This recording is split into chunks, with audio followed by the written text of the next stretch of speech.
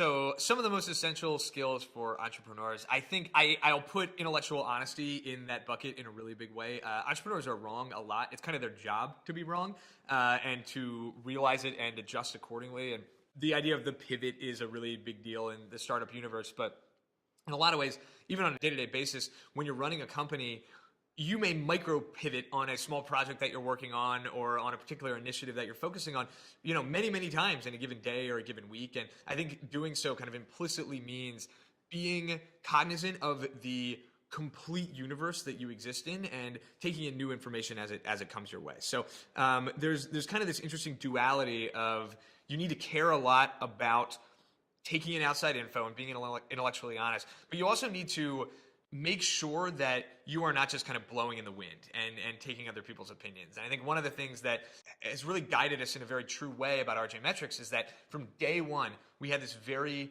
clear market thesis that companies were acquiring data at a pace that was faster than their ability to analyze that data and use it to grow better. And the companies that can fill that gap the best were going to be the companies that were the most innovative and the most successful. And RJMetrics was a product designed specifically to fill that gap. And to this day, that is our market thesis. And our core mission of inspiring and empowering data-driven people has remained the same throughout the life of the company. While 5-year plans have evolved and while 1-year initiatives have, come and gone, that core mission has stayed the same. And I think being able to really stay in a very consistent way, focused on a goal that is based on your fundamental understanding of where the puck is going and kind of how humanity works in the universe that you're building a business in, but balance that out with the operational information that comes in day to day that allows you to optimize how to actually get from point A to point B, even if it's through a little detour. Those things all combine to kind of a portfolio of strength for business owners.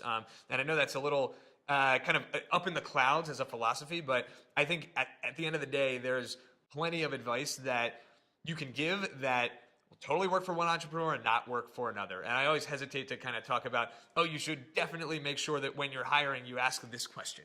Like that kind of advice, I think, is dangerous for a lot of people that just kind of, take the prescriptive advice of other entrepreneurs. But I think the real thing you need to do is be honest with yourself and be very, very true to your vision. And I think those things combine to help you at least have an optimized chance of finding success.